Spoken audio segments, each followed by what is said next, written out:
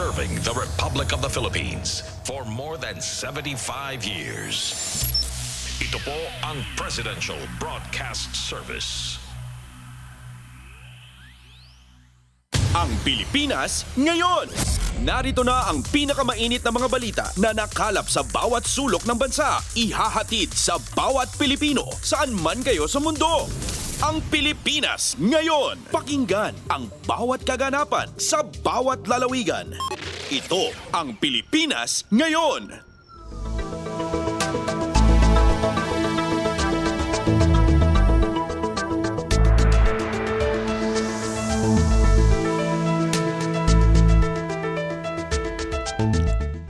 Magandang araw po sa ating mga tagapakinig. Welcome po muli sa ating programang Ang Pilipinas Ngayon. Napapakinggan po ninyo saan man bahagi ng mundo sa pamamagitan ng ating himpilang Radyo Pilipinas World Service ng Presidential Broadcast Service. Napapakinggan po tayo sa mga sumusunod na shortwave frequencies sa 9.960 MHz, 12.120 MHz at 15.190 MHz. Ako po si Ven Blones. Samahan po ninyo ako sa kabuuan ng ating programa ngayong araw na ito. Kapapalooban pa rin po ng ilan sa mga mahalagang balita mula dito sa ating bansa, kasama na ang mga segmentong business, sports, showbiz at ang mga ulat mula sa iba't ibang rehiyon at lalawigan dito sa Pilipinas para sa ating regional news. Samantala, iniimbitahan po namin kayo na bisitahin ang ating Facebook page, ang Radyo Pilipinas World Service. Paki-follow, like at share na rin po. Antabayanan, sa inyo na sa ilang sandali ang kabuuan ng ating programang Ang Pilipinas Ngayon. Mga kaganapan sa Kamaynilaan at mga kalapit na lalawigan dito sa Ang Pilipinas Ngayon.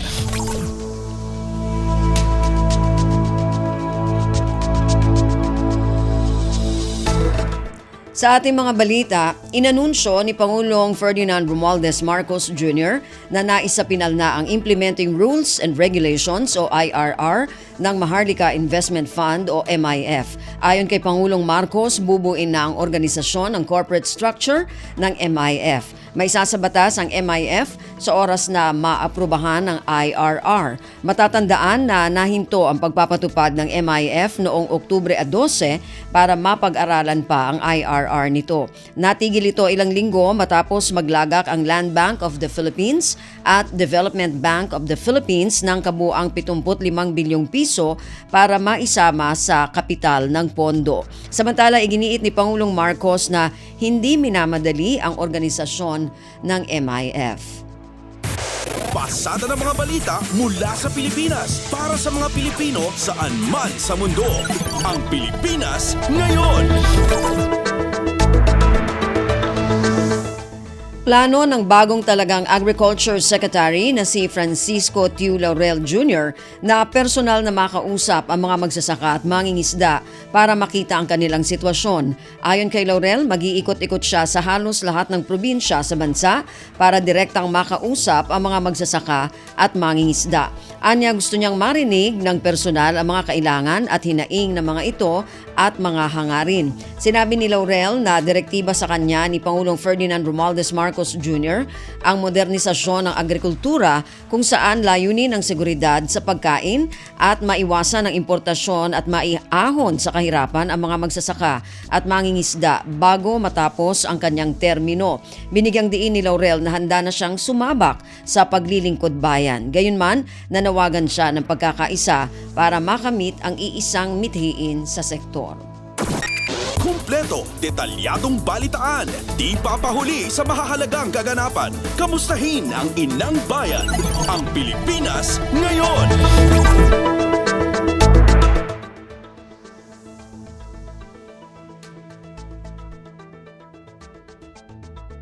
Nakamonitor na ang Department of Agriculture o DA sa napaulat na tumataas na presyo ng bigas sa merkado. Sa pag-iikot ng Radyo Pilipinas sa Murphy Market sa Cubao, kinumpirma ng ilang rice retailers na tumaas ang kuha nila sa kanilang supplier sa Bulacan kaya napilitan silang magtaas ng presyo ng paninda.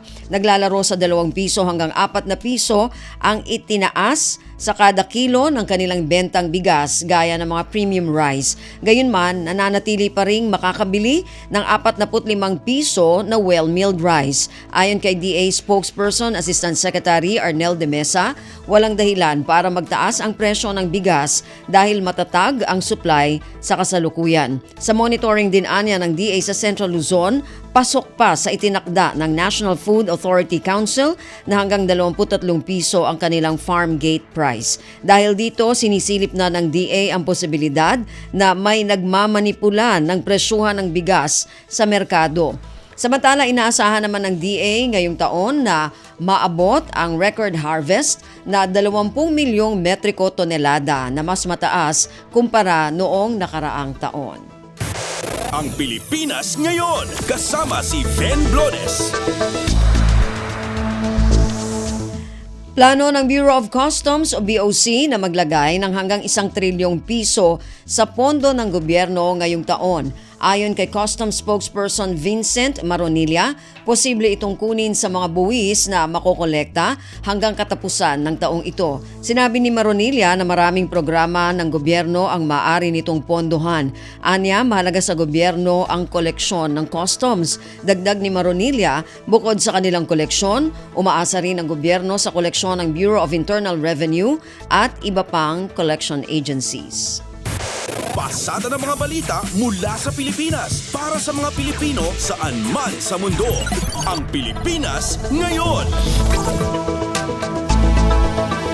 Nagsagawa na rin ang investigasyon ng Commission on Human Rights o CHR kaugnay sa karumaldumal na pagpaslang sa radio broadcaster mula Misamis Occidental na si Juan Humalon o mas kilala bilang DJ Johnny Walker. Ayon sa komisyon, agad naglunsad ng kanilang field office para sa motu proprio investigation sa karumaldumal na krimen na nangyari noong linggo. Ang detalye ng balitang ito mula kay Mary Ann Bastasa. Nagkasa na rin ang sariling investigasyon ng Commission on Human Rights o CHR sa kaso ng pamamaslang sa radio broadcaster sa Misamis Occidental na si Juan Humalon o mas kilala bilang DJ Johnny Walker. Sa isang pahayag, sinabi ng komisyon na agad na naglunsad ang kanilang field office sa Northern Mindanao ng quick response operation para sa motu proprio investigation sa karumal-dumal na krimen na naganap noong November 5 lamang. Ayon sa CHR, kabilang sa nais silang tukuyin sa investigasyon kung may kinalaman sa kanyang trabaho ang motibo ng pagpaslang sa broadcaster. Bukod dito, tututukan din anya ng CHR ang mga maaaring rekomendasyon para maprotektahan palalo ang karapatan at kapakanan ng mga mamamahayag sa bansa.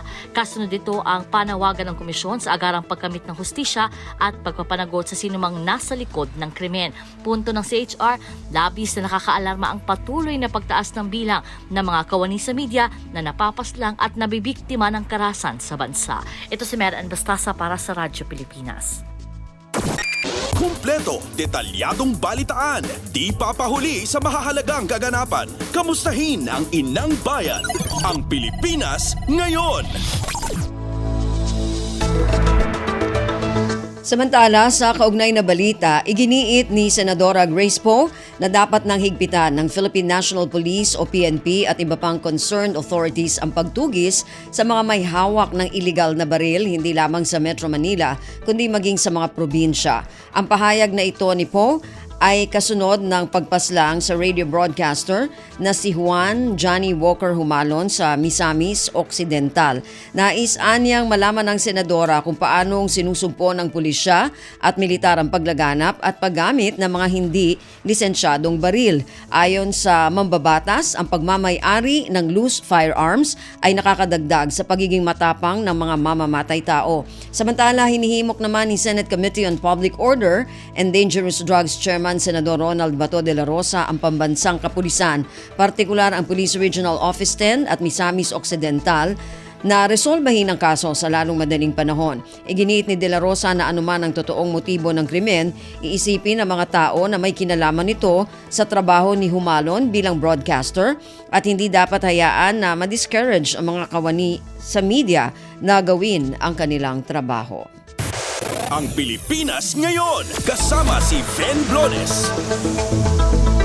Sinampahan na ng kaso si Socorro Bayanihan Services Incorporated o SBSI leader J. Rene Orenz Kilario o mas kilala bilang Senyor Aguila at 12 kasama nito sa Surigao del Norte Regional Trial Court. Ayon kay Justice Secretary Crispin Remulla, 21 kaso ang isinampa laban sa SBSI leader at iba pang kasama nito sa DAPA RTC Branch 31. Kwalipikado ang mga ito sa human trafficking, facilitation of child marriage, solemnization of child marriage at child abuse. Bukod kay Senyor Aguila, kabilang sa mga akusado sina SBSI members Mamerto Galanida, Karen Sanico at Janeth Ahok. Kasalukuyang nasa kustodiya ng Senado ang apat dahil sa contempt matapos itanggi ang kasal na nangyayari sa Sitio Kapihan, Surigao del Norte sa kabila ng mga testimonya ng mga biktima. Binigyang diin ni Remulla na simula pa lamang ito at marami pang bagay ang dapat imbestigahan. Pasada ng mga balita mula sa Pilipinas para sa mga Pilipino saan man sa mundo. Ang Pilipinas ngayon.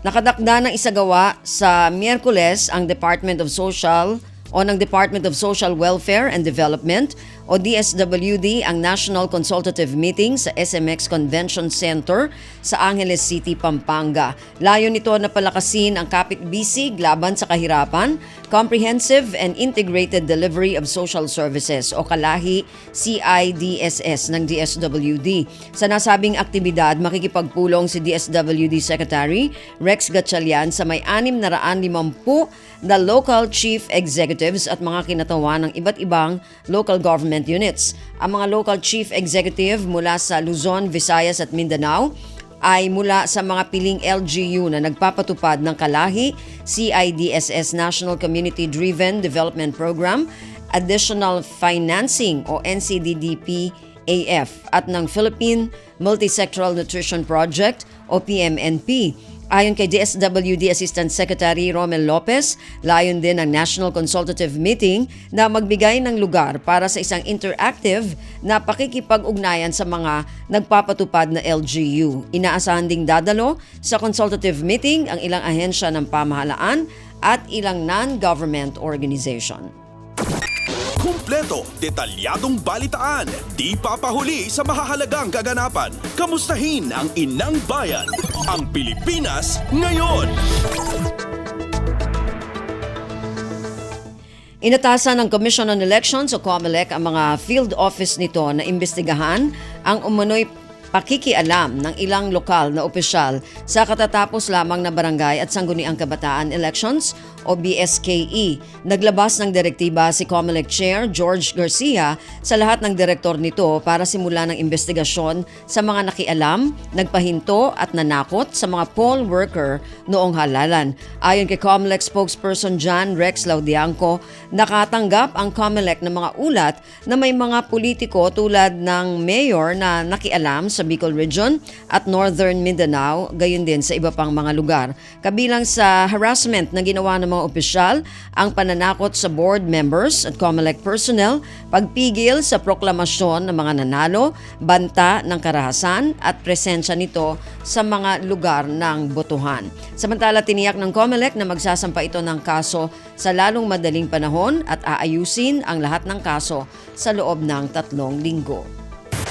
Ang Pilipinas ngayon, kasama si Ven Blones. Plenary deliberations ng Senado sa panukalang pambansang budget sa susunod na taon nakatakda ng simulan. Ang detalye ng balitang ito mula kay Nympha Asuncion. Magsisimula na bukas ang plenary deliberations ng Senado para sa 2024 General Appropriations Bill o GAB. Matapos ang All Senators Caucus kahapon ay pinahagi ni Senate Majority Leader Joel Villanueva na ngayong araw ipepresenta na ni Senate Committee on Finance Chairman Senador Sonny Angara ang kanilang bersyon ng panukalang pambansang pondo. Sa Miyerkules naman ay sisimulan na anya ang plenary deliberations para sa panukalang pondo ng iba't ibang ahensya at opisina opisina ng gobyerno. Sinabi ni Villanueva na para sa plenary deliberations ay magsisimula ng alas 10 ng umaga ang kanilang mga sesyon at magtutuloy-tuloy na ito hanggang matapos ang ahensyang nakaschedule na talakayin sa araw na iyon. Nitong Sabado, formal nang na-turn over ng Kamara sa Senado ang naaprubahan nilang bersyon ng panukalang pambansang pondo para sa susunod na taon. Una na ring sinabi ni Senate President Juan Miguel Zubiri na target na maaprubahan ng mataas sa kapulungan sa ikato at huling pagbasa ang 2024 GAB sa November 27. Mula Senado, ito si Ning Asuncion para sa Radyo Pilipinas. Pasada ng mga balita mula sa Pilipinas para sa mga Pilipino saan man sa mundo. Ang Pilipinas ngayon.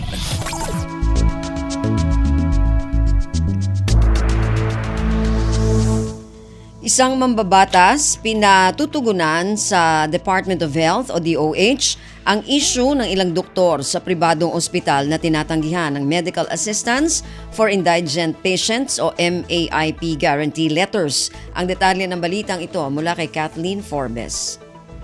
Pinakikilos ni Camarines Sur Representative Villafuerte si Health Secretary Ted Herbosa para tugunan ang issue ng mga indigent patient. Partikular dito ang hindi anya pagtanggap ng mga private doctors ng guarantee letter sa ilalim ng medical assistance for indigent patient o MAIP program ng DOH. Ayon sa Commission on Appointments Majority Leader, malaking abala ito sa mga pasyente na hindi makaalis sa mga ospital kahit pa magaling na dahil sa wala pang discharge clearance mula sa kanilang attending physician. Punto ni Villafuerte, may ilang private doctors na hindi tinatanggap ang MAIP guarantee letter, lalo na kung ang kanilang mga professional fee ay naglalaro sa 100,000 hanggang 200,000 pesos. Anya ayaw kasi nila napatawan ito ng tax maliban pa sa ilalim ng MAIP, kalahati lang ng kabuang PF ang babayaran. Sinabi naman ni Herbosa na maglalabas sila ng kautusan para ipagbawal ang ganitong kalakaran sa mga private doctors. Aaralin din anya nila ang posibleng pag-alis sa accreditation ng naturang private doctors sa National at LG Hospital kung ito ay tatanggi sa guarantee letter. Ito si Kathleen Forbes para sa Radyo Pilipinas. Kumpleto, detalyadong balitaan, di papahuli sa mahahalagang kaganapan. Kamustahin ang inang bayan, ang Pilipinas ngayon.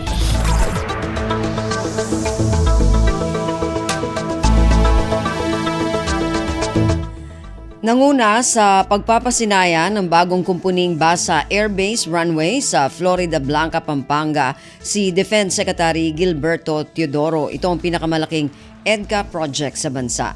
Ang detalye ng balitang ito mula kay Leo Sarne.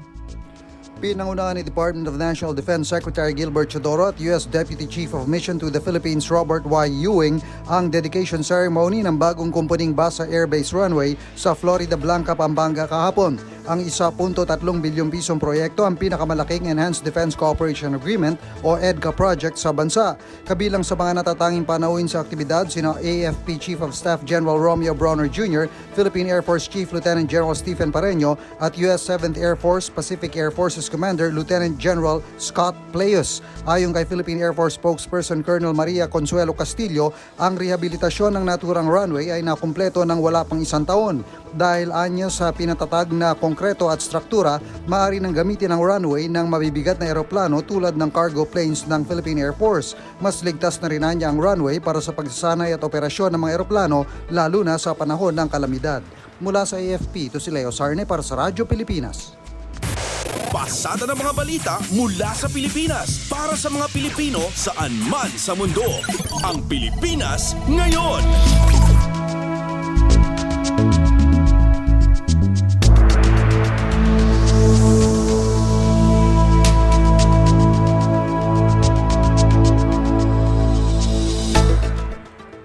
Narinig po ninyo ang ilan sa mga pangunahing balita mula dito sa ating bansa. Samantala, antabayanan naman po ang mga balita mula sa iba't ibang rehiyon at lalawigan dito sa Pilipinas para sa ating regional news. Balita mula sa lalawigan sa bawat rehiyon ng ating bayan. Dito sa Ang Pilipinas Ngayon.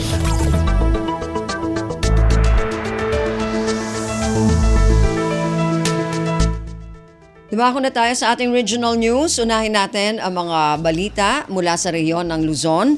Mula sa Lawag, Provincial Government ng Ilocos Norte, naghahanda sa posibleng epekto ng El Nino. Ang detalye ng balitang ito mula kay Rani Dorilag.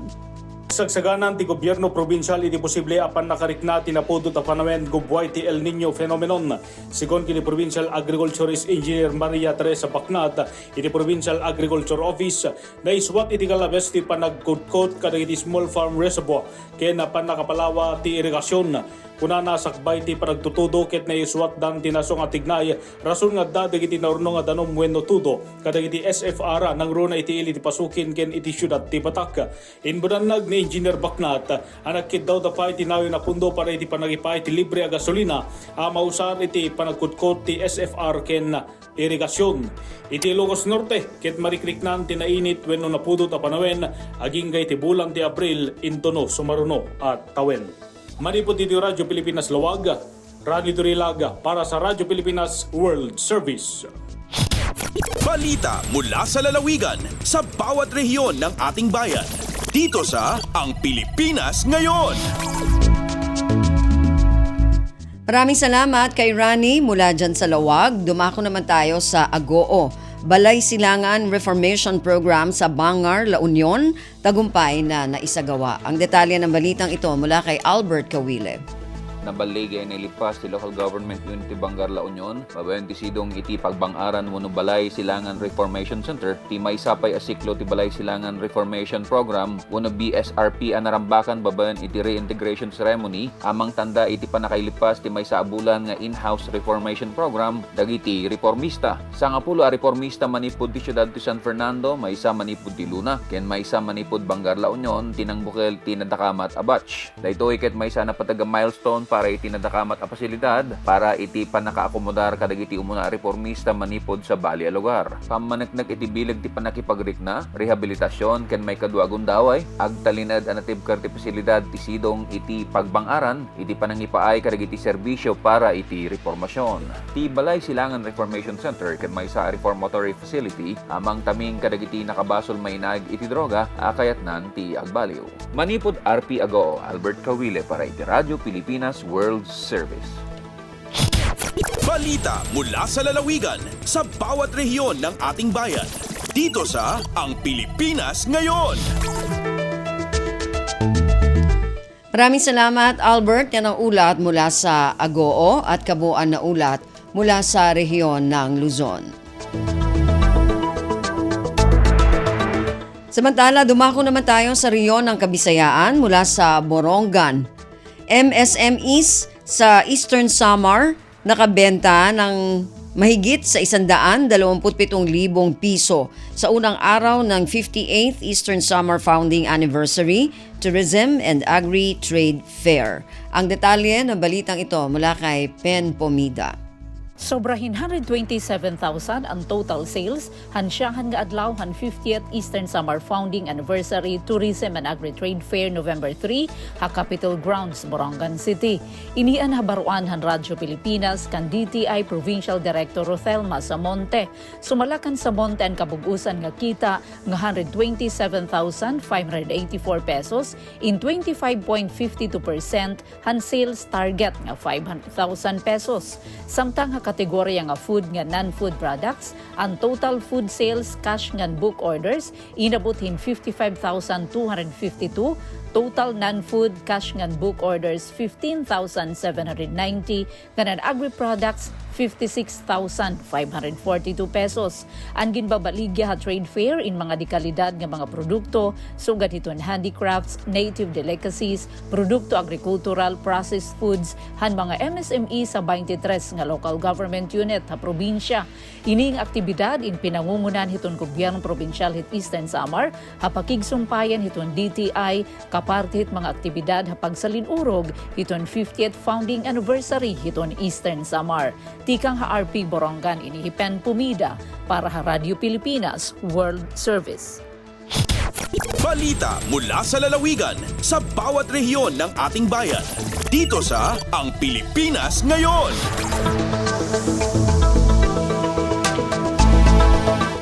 Maraming salamat, Pen. Yan ang ulat mula sa Borongan. Yan po ang kabuuan na ulat mula sa rehiyon ng Kabisayaan. Samantala, dumako naman tayo sa rehiyon ng Mindanao. Mula sa Cagayan de Oro, 75 TESDA scholars minarkahan ang kanilang tagumpay sa 2 programa ng naturang ahensya. Ang detalye ng balitang ito mula kay Teza Aureliana. Mikabat sa 75 o 75 ka mga scholars sa Farmers Field School ug Peace and Nutrition Management ang kumpirmadong mga migraduar sa TESDA program. Mismo sa TESDA Provincial Director Engineer Adrian B. Ampong ang nangulo sa usa ka graduation ceremony nga gipay gayon sa Imeldas Diversified Farm nga gipay gayon bag-uhay pa lamang. Ang kalihukan nagrepresentar dili lamang sa kulminasyon sa kakugi sa mga migraduar nga gibutang sa paghait sa ilang kahanas agrikultura apan usab sa ilang determinasyon ngadto sa malungtarong agrikultura sa pagpanlambo sa komunidad. Gipaambit usab ni guest speaker Provincial Director Ampong ang iyang kaalam ug kahanas nga sa walay pagduwa-duwa makapadasig sa mga migraduar sa ilang pagsugod sa ilang sunod na kapitulo. Ang Training Support Fund o TSF o Daily Allowance giapod-apod usab sa maong kalihukan pinaagi sa technical support staff nga si Darwin J. R. Humawan. Gikan dinhi sa Cagayan de Oro City kini si Tessa Aureliana para sa Radyo Pilipinas World Service. Balita mula sa lalawigan sa bawat rehiyon ng ating bayan. Dito sa Ang Pilipinas Ngayon. Maraming salamat, Tess. Yan ang ulat mula sa Cagayan de Oro. Dumako naman tayo sa Zamboanga. Ikatlong batch ng mga hospital service providers sumailalim sa Basic Life Support and Cardiopulmonary Resuscitation Training. Ang detalye ng balitang ito mula kay Bless Eboyan. Nagmalampuson ang gipahigayong Basic Life Support and Cardiopulmonary Resuscitation o BLS CPR training sa Pinyan District Hospital sa probinsya sa Zamboanga del Norte gahapon. Ning tambong og partisipante sa gihimong aktibidad ang mga hospital service providers nga mahuman karong adlaw nga Martes. Ang training gipanguluhan sa Provincial Health Office, Zamboanga del Norte Medical Center ug Provincial Risk Reduction and Management Office o PDRRMO Health Emergency Management Services. Tumong niining training nga mas mulambo pa ang kapasidad sa mga hospital service providers sa panahon sa panginahanglanon, pagresponde sa panahon sa emergency o sa paghimo og patient referrals. Ang training usa ka pagsunod sa licensing standard sa tunghaan sa Department of Health o DOH. Gikan diri sa Radyo Pilipinas Zamboanga, kini si Bless Iboyan para sa Radyo Pilipinas World Service. Balita mula sa lalawigan sa bawat rehiyon ng ating bayan. Dito sa Ang Pilipinas Ngayon. Maraming salamat, Bless. Yan ang ulat mula Zamboanga at kabuuan na ulat mula sa rehiyon ng Mindanao.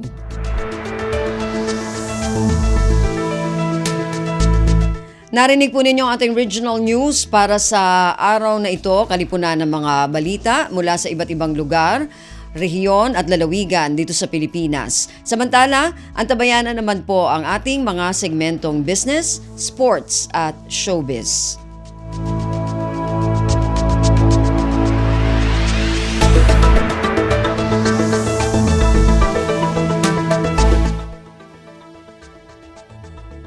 Dumako na tayo sa ating mga segmento ngayong araw na ito.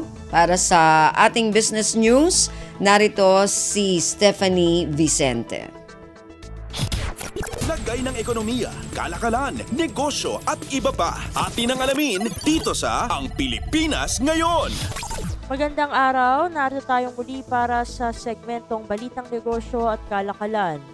Makikipagtulungan ang Development Budget Coordination Committee o DBCC sa Kongreso para sa pagsasabatas ng mga bagong tax measure.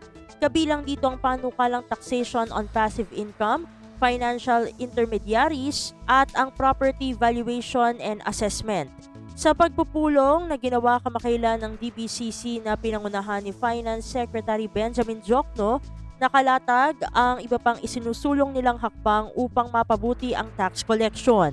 Ito ang value-added tax on digital service providers, excise tax on sweetened beverages and junk foods, buwis para sa mga pre-mixed alcoholic beverages, road users tax at ang excise tax on single-use plastics. Isinusulong naman ni Diokno at National Economic and Development Authority o NEDA Secretary Arsenio Balisacan ang reduced tariffs sa ilang partikular na produkto gaya ng bigas, mais at karne. Lagay ng ekonomiya, kalakalan, negosyo at iba pa. Atin ang alamin dito sa Ang Pilipinas Ngayon. Sa iba pang mga balitang negosyo, tiniyak naman ni Finance Secretary Benjamin Jokno na on track ang Pilipinas sa medium-term fiscal framework at inaasahang mapapabilang sa highest performing economy sa Asia ngayong 2023. Ayon kay Jokno, ito ay dahil sa mataas na revenue collection ng taon, ipinatutupad na catch-up plan ng government agencies at pinaghusay na government spending ngayong fourth quarter. Paliwanag ni Jokno, inaasahan ng economic managers ang mabilis na pagpapatupad ng mga programa at proyekto ng gobyerno sa infrastruktura, transport, labor and employment, social protection at edukasyon.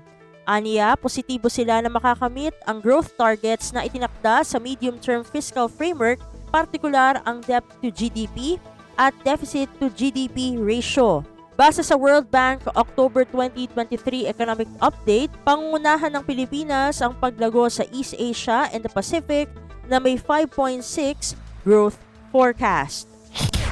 Lagay ng ekonomiya, kalakalan, negosyo at iba pa. Atin ang alamin dito sa Ang Pilipinas Ngayon. At sa pagtatapos ng ating segmento, itinutulak ng isang mambabatas na bigyang proteksyon ang mga manggagawa sa Business Process Outsourcing o BPO industry.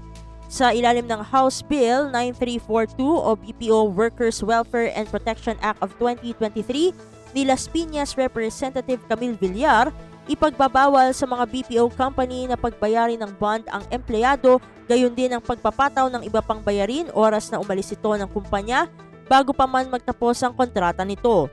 Bibigyang proteksyon din ang BPO workers mula sa diskriminasyon dahil lang sa ethnicity, gender, sexual orientation, age, race, color, religion, political at iba pang opinyon, national, social o geographical origin, disability, property, birth, civil status, pregnancy, physical characteristics o disability at iba pa. Agad na rin ikokonsidera bilang regular na empleyado ang makakatapos sa 6-month probationary period.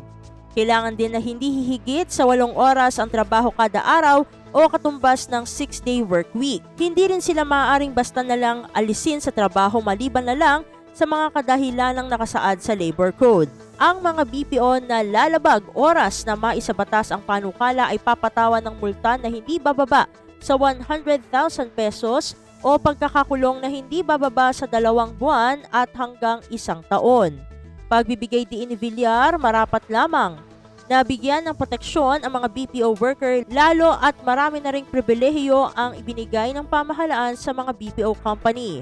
Tinukoy pa nito na batay sa IT and Business Process Association of the Philippines, ang workforce ng BPO ay maaaring umabot ng hanggang 1.7 milyon na may revenue na 35.9 billion pesos o 2 trillion pesos ngayong taon. Lagay ng ekonomiya, kalakalan, negosyo at iba pa. Atin ang alamin dito sa Ang Pilipinas Ngayon.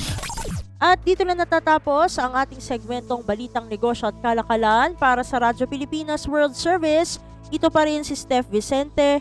Magandang araw. Lagay ng ekonomiya, kalakalan, negosyo at iba pa. Atin ang alamin dito sa Ang Pilipinas Ngayon.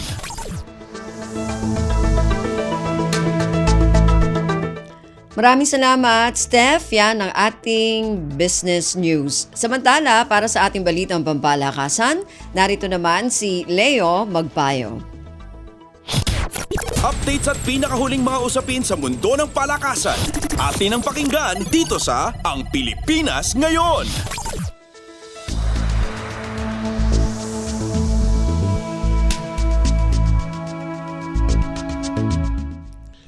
Magandang araw. Narito na po ang sports balita. Nananatiling nasa kontensyon ang TNT Tropang Giga at San Miguel Beermen para sa kampyonato sa Season 3 ng PBA 3-on-3 Second Conference Leg 4 na ginanap sa Ayala Malls, Manila Bay sa Pasay City. Kapwa nanalo ang dalawang koponan kung saan tinalo ng TNT ang Blackwater Smooth Razor 19-17 at ang Terra Firma Jeep 21-14 para manatiling walang talo sa Pool A. Dahil sa panalo ng Blackwater sa Jeep 21-14, sila ang huling koponan sa kanilang grupo ang nakapasok sa quarterfinals na nakatakda sa Miyerkules sa kaparehong venue. Samantala, tinalo naman ng Beermen ang Cavitex Braves 22-17, Northport Batang Pier 21-16 at Pure Foods TJ Giants 21-19 para pamunuan ang Pool B para umabanse sa susunod na round. Kasama sa quarters ang Braves kung saan tinalo nila ang Pure Foods 21-18 at Northport 21-14. Ang mananalo sa pagitan ng TJ Giants at ng Batang Pier ay ang huling squad sa kanilang grupo na makakapasok sa knockout quarterfinals. Ang MCFA Solver Tech Centrale, Pioneer Elastoseal at Meralco Bolts naman ang pasok sa next round mula sa Pool C. Updates at pinakahuling mga usapin sa mundo ng palakasan. Atin ang pakinggan dito sa Ang Pilipinas Ngayon.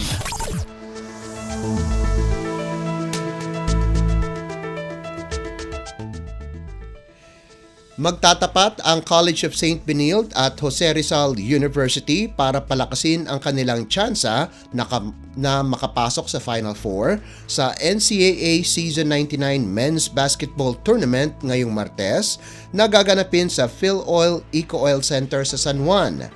Una nang tinalo ng Blazers ang Bombers sa first round, 93-85, sa isang kontrobersyang overtime decision kung saan 3 referee ang nasuspinde. Kasalukuyang may 8-4 win-loss record ang St. Benilde na tabla ang San Beda Red Lions sa ikalawang pwesto habang ang JRU ay nasa ikalimang pwesto sa standings tangan ang 8-5 record. Samantala, umaasa ang University of Perpetual Help System Delta na ipagpatuloy ang kanilang panalo laban sa JRU nitong linggo kung saan makakatapat nila ang Arellano University sa kaparehong araw.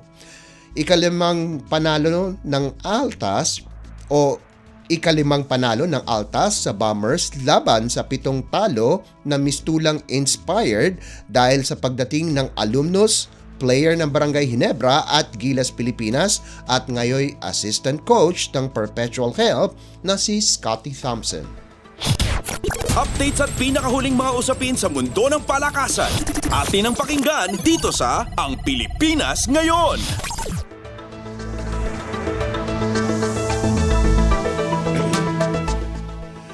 Umabot na ng finals ang University of Santo Tomas sa Shakey's Super League o SSL Collegiate Preseason Championship Season 2. Nakarecover ang Growling Tigresses mula sa masamang performance sa third set para pabagsakin ang Far Eastern University 25-21, 25-20, 19-25 at 25-20 sa kanilang knockout semifinals na ginanap sa Rizal Memorial Coliseum sa Maynila. Nanguna para sa Tigresses ang rookie na si Angeline Poyos sa nagawa nitong 21 puntos galing sa 17 attacks at 4 na blocks, habang nagdagdag sina Jonah Perdido at Regina Jurado ng 15 at 14 na puntos ayon sa pagkakasunod. Dahil sa panalo, makakaharap ng UST ang defending champion, National University, sa isang best-of-3 finals na magsisimula sa Biyernes. Pinangunahan naman ni Chenny Tagaod ang Lady Tamaraws sa nagawa nitong 16 na puntos, habang nagambag sina Faida Bakhanke at Kisha Bedonia ng 12 at 11 puntos ayon sa pagkakasunod. Mga kalaban naman nila ang Adamson University Lady Falcons sa bronze medal match. Maglalaban-laban naman ang Ateneo at Arellano para sa 7th place, habang magrarambol ang University of the East at College of St. Benilde para sa 5th place. Updates at pinakahuling mga usapin sa mundo ng palakasan. Atin ang pakinggan dito sa Ang Pilipinas Ngayon.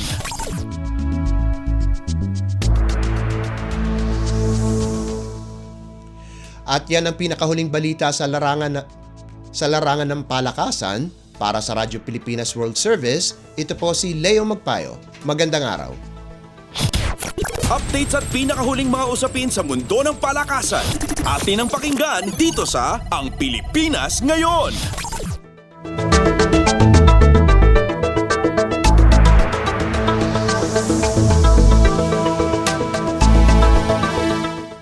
Maraming salamat, Leo. Yan ang ating balitang pampalakasan.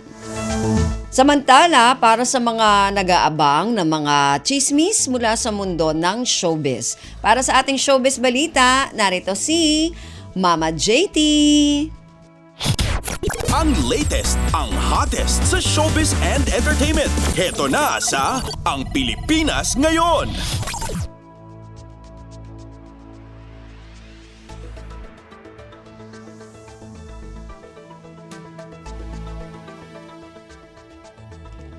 Hello! Magandang araw sa ating mga chismoso at chismosa na nag-aabang ng ating balitang artista. Nandito na si Mama JT para magatid ng mga trending na balita sa mundo ng showbiz. O ito na ang ratsyada ng mga chika.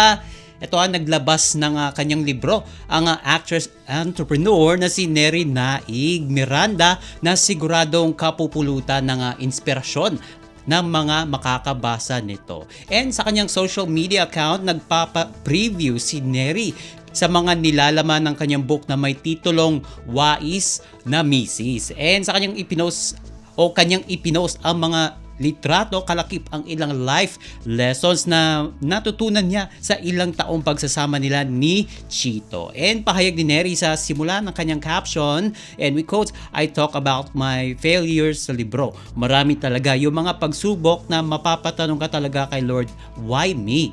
And yung mga pagsubok na akala mo wala ng katapusan, yung minsan gusto mo na maglaho na lang sa mundo para matapos na. Pero kahit madalas na panghihinaan ako ng loob kapag feeling ko binagsakan ako lahat ng problema, pinaniniwalaan ko pa rin na may magandang lesson na mangyayari sa akin pagkatapos nito." And eto pa napakalaking factor daw para kay Neri ang pagkamit ng tagumpay ay ang faith kay Lord. Ika nga ng actress, quote and quote, "Tiwala lang kay Lord na everything will be okay after all of the chaos. May planong mas maganda si Lord para sa atin and tinuturuan lang niya tayo to become a better version of ourselves." And ito pa ang hirit ni Neri, "Instead of seeing failure as a dead end, tinatry kong tignan to as a feedback. Kung ano ang hindi nag-work, baka it is offering clues or nagiging guide about what might work better next time." And patuloy pa niya palaging sinasabi ng asawa ko sa akin, "Kailan ba tayo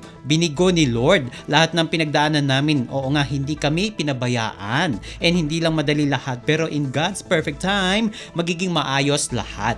Basta magiging mabait lang sa mga tao at si Lord na ang magsusukli nito." At isa pa sa mga natutunan ng aktres sa buhay may asawa ay matutong yakapin at tanggapin ang mga kabiguan sa buhay dahil may mga aral at leksyon na makukuha doon at matututong mag-adapt sa mga ito. At paglilita niya pa ni Neri, quote and quote, "We should be transparent about our failures and show how we've learned and grown from them." Nasasaktan tayo, nadadapa, nahihirapang bumangon. And pero wag tayong susuko kahit maraming nakaabang na ang mga tao na gusto kang bumagsak at pabagsakin, pero wag tayong susuko. And our failures, part yan ng journey natin. It's up to us how to handle it. It's up to us kung ano ang gagawin natin decision. Susuko o matututo at lalaban sa hamon ng buhay kasama ang mga mahal sa buhay. O, di ba? Napaka-inspiring yung sinabi ni Neri dyan sa kanyang Instagram post at doon sa kanyang libro. And sa huli ipinaalala niya sa lahat na kapag tulong-tulong ang pamilya at ang mga taong pinagkakatiwalaan mo ay walang imposible. Correct ka dyan, Neri. And eto pa samantala, ipinaliwanag ng kapamilya actor na si JM De Guzman ang dahilan ng pagdagdag ng kanyang timbang. And kaugnay kasi ito ng panglalait ng ilang netizens sa anilay paglobo ni JM. Base sa recent photos ng aktor, pati na rin ang mga eksena nito sa Prime Video series na Linlang. And sa naging panayam sa kanya ng isang entertainment news outfit, Sinabi ni JM na may kinalaman sa mental health issue ang kanyang weight gain. Pagbabahagi ng aktor, and we quote, meron kasi akong iniinom na mga medical na gamot for my mental health. Nakakataba siya talaga pag hindi ako nagwo-workout. And paliwanag JM, pag di ko binantayan yung diet ko, lolobo talaga ako. So, ayun.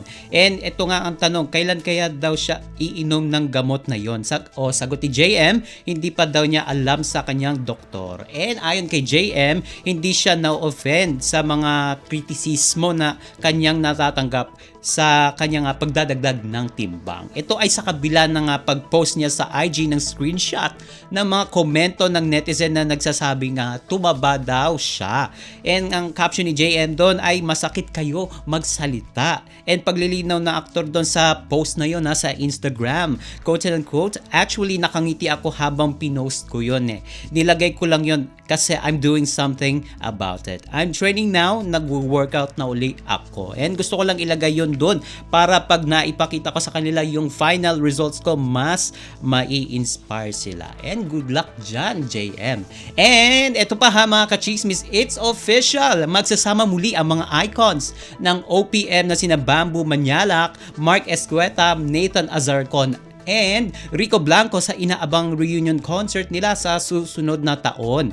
Ito yung River Maya reunion concert. And magaganap ang reunion ng 90s OPM band sa February 17, 2024 sa Parañaque City. And sa Instagram post ng Live Nation Philippines, ito yung concert organizer. Sinabi nila na kanilang i-organisa ang muling pagsasama-sama ng banda sa isang reunion concert.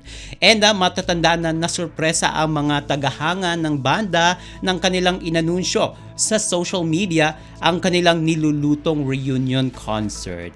And ito konting trivia lang mga kachismis, sina Bamboo, Nathan, Mark, and Rico together with Perf De Castro ang mga original members ng River Maya na sumikat noong 1994. And isa-isang nalagasan ng miyembro ng banda. Una na riyan si Perf noong 1995. Sunod si Bamboo noong 1998 habang sila ay may concert tour sa Amerika at Canada. And si Rico Blanco na lang ang natira na siyang pumalit sa banda hanggang noong 2007. And sa ngayon aktibo pa din sa industriya o particular na sa music industry ang River Maya sa pagbabalik ni Nathan Azarcon at pananatili ni Mark Escueta. And OMG, wala na tayong oras para sa ating balitang artista. Maraming salamat mga kachismis sa pakikinig sa akin mga chika for today. Ako po si Mama JT para sa Radyo Pilipinas World Service. Ang latest, ang hottest sa showbiz and entertainment. Heto na sa Ang Pilipinas Ngayon.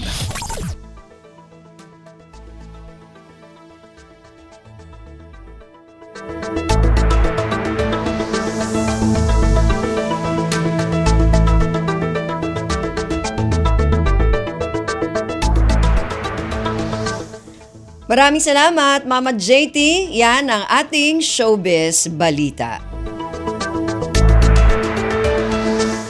Bago tayo magpaalam, muli nais namin po kayong imbitahin na bisitahin ang ating Facebook page, ang Radyo Pilipinas World Service. Paki-follow, like at share na rin po.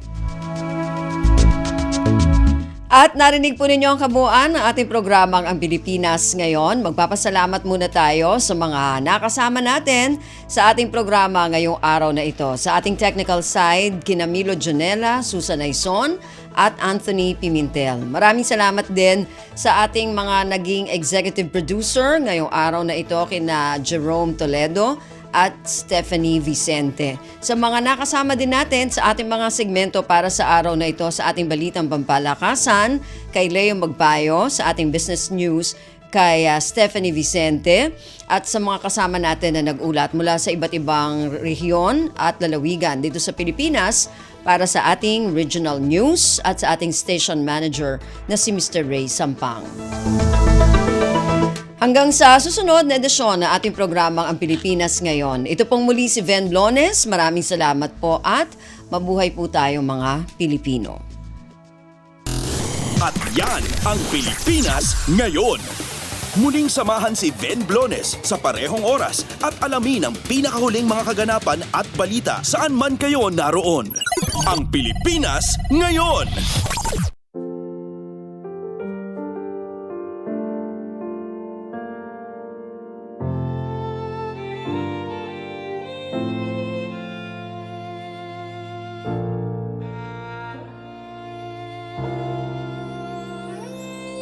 Ang tanging may pamaman ako'y edukasyong Pilipino.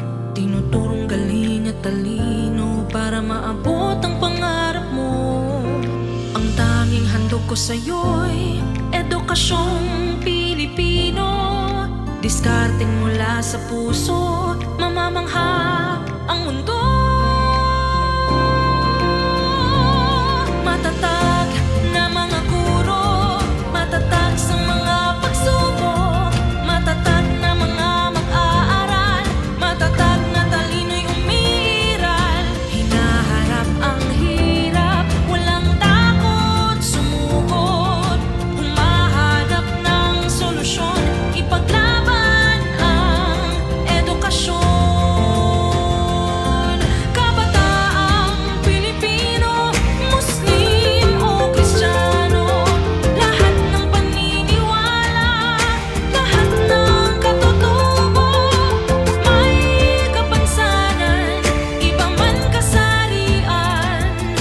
Ang ating pag-aaral ay ating karapatan. Ang ating pag-aaral, pang-ahon sa kahirapan. Matatag na mga guro, matatag sa mga pagsubok, matatag na mga mag-aaral, matatag na talino'y umiiral.